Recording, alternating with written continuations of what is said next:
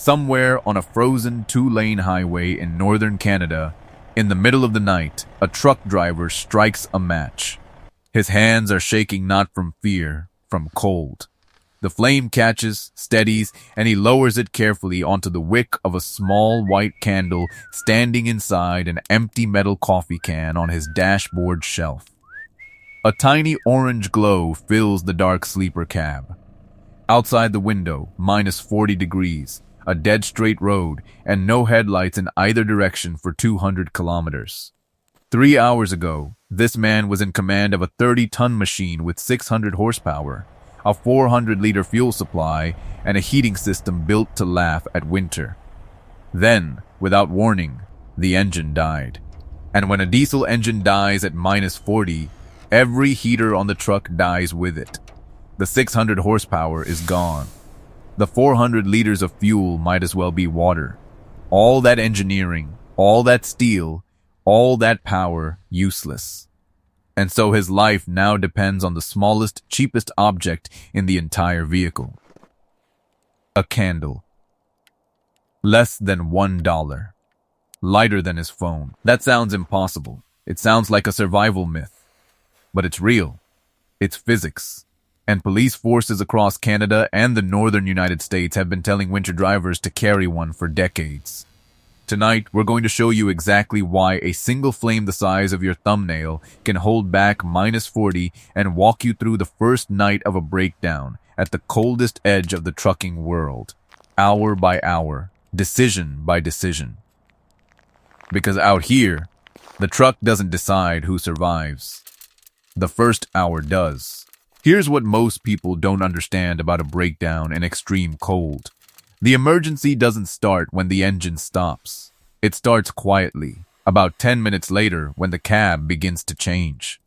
A truck cab is a metal box, and metal is a traitor in the cold. It pulls heat out of the air faster than almost any material around you. The moment the engine dies, the cab starts bleeding its warmth into the night. The first 15 minutes feel fine. By minute 30, your breath is visible. Within a couple of hours, an unmanaged cab at minus 40 is heading toward temperatures where sleep becomes dangerous and simple tasks, zipping a jacket, striking a match, become clumsy, fumbling work. Which is why veteran northern drivers all preach the same counterintuitive rule: the first hour is for working, not for waiting. While the cab is still warm, the smart driver moves fast. Layers go on now: long underwear, insulated pants, parka, the works, because clothing traps the warmth you have, and you cannot layer your way back once your body has already chilled. The insulated curtain gets pulled shut, shrinking the space that matters from a whole cab down to a sleeper berth the size of a large bed.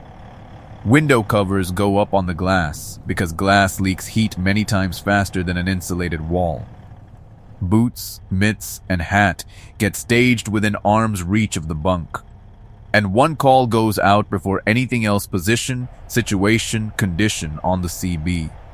On the phone if there's signal. On a satellite messenger if the truck carries one. Not a distress scream, a calm, professional report. Because in the far north, a driver who has reported his position is a driver on a list. And drivers on lists get found. 20 minutes of disciplined work, and the cab has been transformed from a dying machine into a shelter. Now and only now comes the moment from the start of this video. Now the candle comes out. Let's talk about why this actually works. Because the numbers are genuinely hard to believe. A single burning candle produces roughly 75 to 80 watts of heat. That's nothing in a house. It wouldn't warm your kitchen. It wouldn't matter in the open cab of the truck. But remember what our driver just did. He closed the curtain and shrank his world down to a sleeper berth, a few cubic meters of insulated space, about the size of a small tent. In a space that small, 75 watts is not nothing. 75 watts is a heater. Add the second heat source that people always forget: the human body, which puts out around 100 watts all by itself. Just by being alive, and suddenly that sealed little berth has nearly 200 watts of continuous warmth working inside it. It will not be comfortable. Nobody's claiming you'll sit there in a t-shirt. But the difference between a sealed sleeper with a candle and a body inside it And that same sleeper with nothing is the difference between a survivable night and a dangerous one. The flame doesn't fight all of -40. It only has to defend a few cubic meters, and against a few cubic meters, a candle punches far above its weight. There's craft to it, and the craft matters. The candle stands inside a metal can, a coffee tin, a large soup can which steadies the flame, catches the wax, and turns the whole thing into a tiny radiating stove. The window stays cracked, always, a finger's width, because any flame in a sealed space is using your air, and fresh airflow is non-negotiable.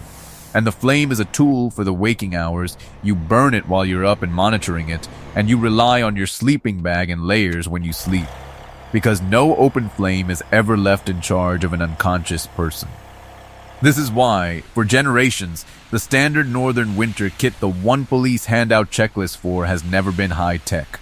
Candles, matches in a waterproof case, a metal can, a sleeping bag rated for real cold, chocolate and nuts, because digestion itself generates heat and calories are fuel for your internal furnace. A few dollars of equipment, riding under the bunk for years, waiting for the one night the 600 horsepower heater quits. The truck is the fortress, but the candle is the garrison that holds it when the power fails. The flame is lit, the berth is holding somewhere survivable. Now comes the part of the night that breaks people who have never been trained for it. The waiting. And the waiting has rules, written over decades in the hardest possible ink. Rule 1, the oldest rule in every cold place on Earth: stay with the truck. 200 kilometers from help.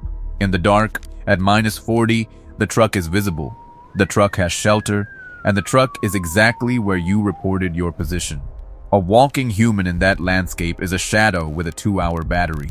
Every Northern Rescue veteran will tell you the same grim pattern. The trucks are almost always found quickly. It's the people who left them that the searches are for. Rule 2. Make the truck loud and bright on a budget. The batteries still work even though the engine won't, but they're a bank account now, not a utility.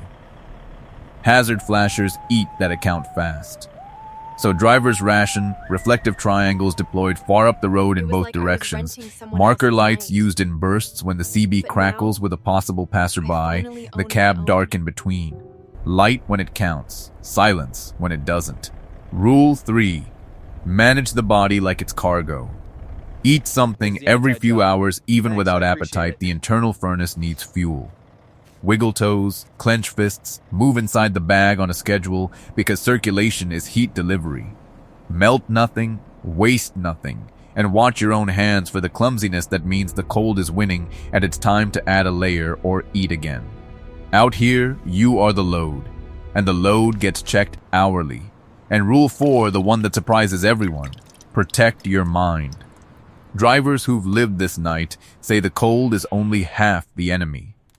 The other half is the 3M silence, the doubt, the urge to do something dramatic. The answer is the same one we've seen from frozen truck stops to ice roads. Routine. Check the flame. Check the window gap. Check the time. Note the fuel of your own body. Small tasks on a loop until the loop becomes calm and the calm becomes morning. And then, at some black hour of the night, it happens the thing every northern driver knows and no rule book has ever needed to write down. Headlights. Because there is an unbreakable code on the winter roads of the far north. Older than CB radio. Older than the highways themselves. Nobody passes a dead truck at -40. Not truckers, not locals in pickups, not the plow operator on his last run of the night. In summer, a parked rig on the shoulder is somebody's nap. In deep winter darkness, a truck with no exhaust plume is a life or death question, and everyone who lives up there knows it. They slow down. They stop. They knock. Ask the drivers who run the northern routes and they'll tell you plainly, the reason breakdowns at -40 almost always end as stories instead of tragedies isn't luck. And it isn't even the candle. It's this a whole culture of people who understand that this week it's your truck, and next week it might be theirs. The stranded driver climbs into a warm cab. The position gets radioed ahead. A recovery truck gets scheduled, and by the next evening he's telling the story at a truck stop counter with both hands around a coffee. But he'll always end the story the same way. He'll reach into his pocket or nod toward his rig and mention the little tin can under the bunk. The 75 watts that held the line for 6 hours. The dollar that beat -40. Because that's the real lesson of this entire night. Survival out here was never about the biggest, strongest, most expensive thing you own. The 30-ton truck failed. The survival came from a candle, a curtain, a cracked window, a calm radio call, and a first hour spent working instead of worrying. The smallest things, done early in the right order. That's what survives the cold. So now you know why a single candle earns a permanent place in every northern trucker's cab, and why the first hour of a breakdown decides the whole night. Now it's your turn, and I want real answers. Drivers, what's in your winter survival kit? The one item you'd never run northern routes without? And everyone else, be honest. If your vehicle died tonight at -40, 200 kilometers from help, how long do you think you'd last with what's in your car right now? Drop your answers in the comments, because I read every single one, and this comment section is about to become the best winter survival checklist on YouTube. If this video earned it, hit like and subscribe for more real stories from the coldest, hardest corners of trucking, because next time, we're driving to a place that shouldn't exist, the most remote truck stop on the planet, the last warm building for 400 kilometers, where the coffee never stops, and the thermometer once forgot what zero looks like. Stay warm out there, and I'll see you down the road.